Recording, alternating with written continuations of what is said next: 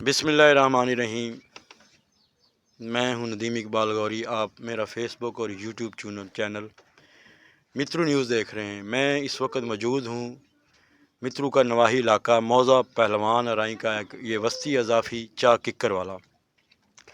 तो यहाँ से ये कुछ दोस्त हैं, इन्होंने मुझे फ़ोन किया, इलाके के जो लोग हैं मोअज़्ज़िन,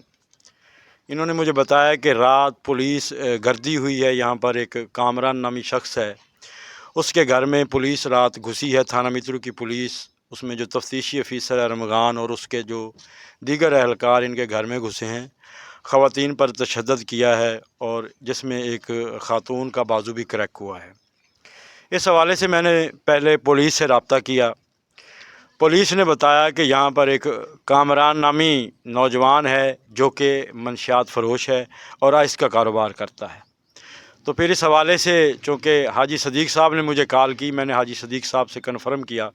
कि हाजी साहब आप हमें ये बताएं, असल हक़ाइक़ बताएं। इन्होंने कहा कि इस किस्म का कोई मामला नहीं। हमारे साथ दोस्त बैठे हैं पहलवान राई के और हाजी सदीक़ साहब भी बैठे हैं यहाँ पर। तो हम एक्चुअल पहले इनसे पूछेंगे कि असल मामला क्या है और पुलिस गर्दी क्यों हुई है इनके घर में। पुलिस ने ख़वातीन और घर में मौजूद अफराद पर जो तशद्दुद हुआ है, इस हवाले से पहले हम मुअज़्ज़िन से बात करेंगे, फिर वहाँ पर मुतासरीन से बात करेंगे। जी लाला दसो की होया? अस्सलाम वालेकुम रहमतुल्लाह वबरकातुहू। रात का कोई 10-11 का टाइम आई तो इत्थे डाला एक कार दीवार फलांग के अंदर औरतां सुतियां भी हैं, एक बंदा सुता भी है। उन्होंने ज़बरदस्ती कामरान उन्हें आखिया जी कामरान इत्थे है को ना। उन्हें उस जड़ा बंदा सुता भी है, क्या बब्बा है ना, उन्होंने शबान उन्होंने संभाल लिता ने, उन्होंने उठी नहीं दिता। बच्ची आई, उसकी वालदा आई, उन्हें तो तशद्दुद करेंदे रह गए। एक उन्होंने घर एक मेहमान आया आई, उसकी बीवी आई, उन्हें आखिया जी ये सानू एदी मुखबरी हुई है, असें इनू फदना है, जबकि उन्होंने निकाह ना मैं उन्होंने निकाह है पिया। वो मेहमान आए लूड़े लो। बाकी कामरान का जो आइस विचेंदा है, आइस पींदा है,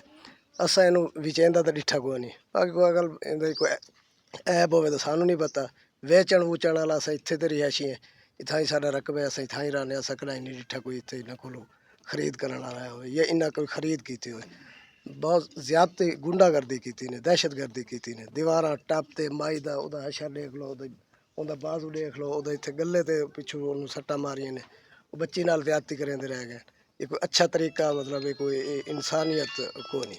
रहीम जी बिल्कुल जिस तरह सुने जनाब, सुनते दर्दनाक वाक़या है कि इज्जतां तां जिमीदारां दियां, अमीरां दियां, गरीबां दियां बराबर ही होंदियां न। जिसले सुने कि माइयां नाल तशद्दुद कीते ने, भी तू गल करनी है पुलिस वाले कोई है, तू गल करनी है जिसले उन्होंने एक जवान पिया उहदे नाल गल करना भी इत्थे कुछ है पिया या तुहानू कोई मुखबिर आदा पिया तो तू समान चाह। तेरे को एक फिलसी कोई शय साबित नहीं हुई ते इस माई नू मारन दा जिंदा बाजू क्रैक कीता एदा कोई तुक नहीं बनता। उन्हों दी जवान बेटी है, उंदे तुसां वाल पत्तेंदे रह वे, उंदियां गालां ते हत्थ लैंदे रह वे। असें ये सुनते तो बिल्कुल सानू भावें कुछ हो वजे, असां गरीब तरस बंदे हैं। अलहमदुलिल्लाह असां गरीबां दे नाल हैं। बहुत जुल्म होया गरीबां नाल, ज्यादती हुई है, दहशतगर्दी हुई है, गुंडागर्दी हुई है जनाब। वापस चले वजे या कोई चीज़ है तो उन्होंने तुसां ट्रेस करो चाहो। बच्ची ना दीवाल पकड़ां दा या उन्दियां गालां ते हत्थ लावन दा तुहाडे घर को नहीं है बाल बच्चे पुत्रा जेड़ा ही है तू ज्यादती कीती ने। असां गरीबां दे नाल खड़े हैं जनाब। वहदे बाकी उन्होंने एक कुक्कड़ दे 8 बच्चे, उन्होंने कुक्कड़ बच्चा समायत लाए गए पुलिस वाले। अच्छा, कैमरा मौके ते कैमरा खड़ा मेरा भाई इत्थे दुकान ते कैमरे तुहानू सारी लोकेशन मिल वैसी जिमें दीवारा क्रॉस की ने, जिमें मुर्गी दे बच्चे लै गए, मुर्गी पाद गए, जेड़ी कोई इन्हें वारदात की है कैमरा मौके ते खड़ा है। इनू तुसां एदी वीडियो गौरी साहब नू कट ते दे देने। इन्हें सारा इन्हां दे अंदर वाड़ के उन्हां बल्कि इन्हां नू बच्चियां नू नेंदरा ही पक्खा चलदा इन्हां नू पता। दसो भी राती की होया इत्थे, की मसला बना? आए नहीं, मैं दीवार टपना सा सुते हो या से मेरी नाल बेटी सुती पई, मेरा डेर सुता पिया ही। वह नहीं मैं ज्यादती करेंदे रहने, इत्थे बांह ते बट मारे ने ते अंदर सारियां पेटियां पटी ने, जे छप लभी उन्हें छतों ते चढ़े ना बहुत ज्यादती की है। उन्हें बहु हाँ पैसे आन पे मैं धी दे कोई दुख सुख ना लेंदे, कोई पैसे बढ़ाते पैसे चागन मेरी कुक्कड़ चागन मेरे खावन दा ना पूछने बे कामरन कि कामरन क्या नहीं। एक मेहमान है मेरा पुत्र मेरा भणेंजा है पे मेरे घर वाले दा उंदी बेगम ते वो मेरे को आए आदे तू इत्थे रन्ना सप्पला करे नहीं है ते रानी इत्थे आई उंदा निकाह है पिया वो इवें कहनी वो मेहमान हैं सारे भावलपुर तो सारे को आए हुए उन्होंने रले चागन मैं अगू वलदिया मेरे भाई दे घर कंधा टप देन मैं अगू ना वाल ना मेरी गिच्चे च बाट मारे मेरी बांह ना करे कार छोड़िए वाल अंदर मेरे बक्से पेटियाँ सारी हर शय ना मेरी भान तोड़ दी है जी हाँ मेरे वाल फदन मेरी बेटी दे नालों ना बहुत ज्यादती की तो ना अच्छा कामरान साहब बैठे ने मेरे को कामरान मियाँ तेरे ते इल्ज़ाम है कि तू मनशियात फरोश है आइस फरोश करे ने सानू जो तफ्तीशी अफसर दस्या जिले तुहाडे वाला मामला बना है सवेर दी बड़ी इलाके दे विच बड़ा खौफो हरास फैल गया है उस तो बाद असा क्योंकि साडा मीडिया नाल तलक है साडा हक बनता है कि अस सारियां दा जिहड़ा है पिया मौकफ लऊं पुलिस दा मौकफ है कि जनाब होरी जिहड़ा ना आइस दा नशा भी चेंदे वे ठीक है जिंदी वजह तो पुलिस रेड किया है वो आदमी जी असा बंदे पकड़न गए क्या तेरे ते थाने मित्रों च पहले कोई पर्चा है मनशियात दा या तू मनशियात फरोश है मैनूं जरा दस अस्सलाम वालेकुम जी मेरे तो कोई पर्चा नहीं ते ना ही मैनू कोई क्या को सबूत होवे जे अगर मैं गलत काम करेंदा होवां आखिर उन्हां कोल कोई सबूत हो सी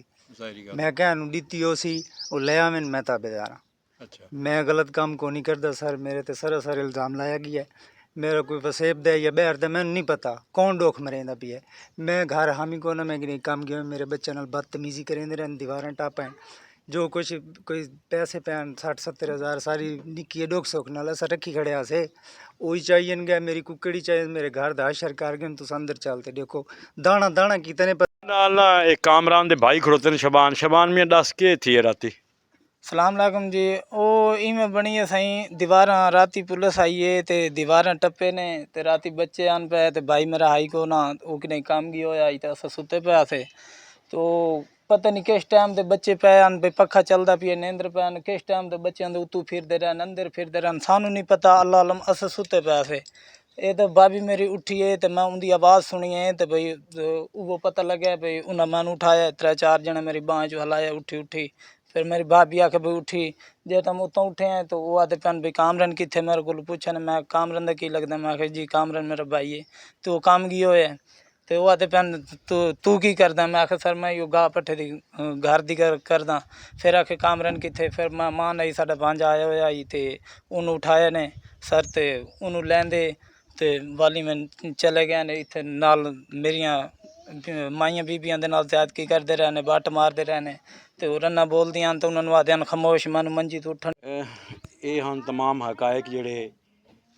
ये दसेंदे पे कामरान शबान ते इत्थों दे जेड़े मुअज़्ज़िज़ीन हैं उन्हें दसे खवातीन दे सारे बयान असां तुहानूं रिकॉर्ड करते दिते हैं पुलिस दा मौकफ भी तुहानूं असां ऑलरेडी दस चुके हैं इन्हां दा मौकफ भी तुसां तुहाडे सामने आ गई है ते गाल ये है भी इन्होंने वैसे मेरे ख्याल जो जेडे लेवल के बंदे ने इन्होंने वैसे पुलिस वैसे कोई स्नेह च गलिया भी थाने पेश हो वनो तो ये थाने पेश हो वजना कोई इशू कोई ना लेकिन इनू जान बुझते क्योंकि वज़ीर आला मरीम नवाज़ का ये पंजाब है तो इत्थे मरीम नवाज़ जी पुलिस नूं हालांकि बड़ियां सख्त हदायत की कि कहन दी चादर चार दीवारी का तकद्दस पमाल नहीं करना लेकिन इत्थे हुण कुछ ज़्यादा ही काम होया कोई 2-4 कांस्टेबल इत्थे पुलिस थाने मित्रू आए जड्डण दे आए ना उन्हों का ही लोगों दी दीवारां क्रॉस करनियां उन्होंने वास्ते तो इशू कोई नहीं बनता मसला कोई नहीं बनता हुण रत्थें दे विच ही तकरीबन गुज़श्ता रात कहते घर वंज वड़े उत्थे इन्हें ज्यादती की है इवें डाह चाके जे एक शरीफ बंदे दे घर वंज वड़े ने खवातीन दे उत्ते मकसद उन्होंने नाल बदतज़ीमी करना इन्होंने सोचना चाहिए कि जे खवातीन दा एहतराम करना चाहिए मरीम नवाज़ साहब ये तुहाडे विज़न दे बिल्कुल खिलाफ वहदा पिया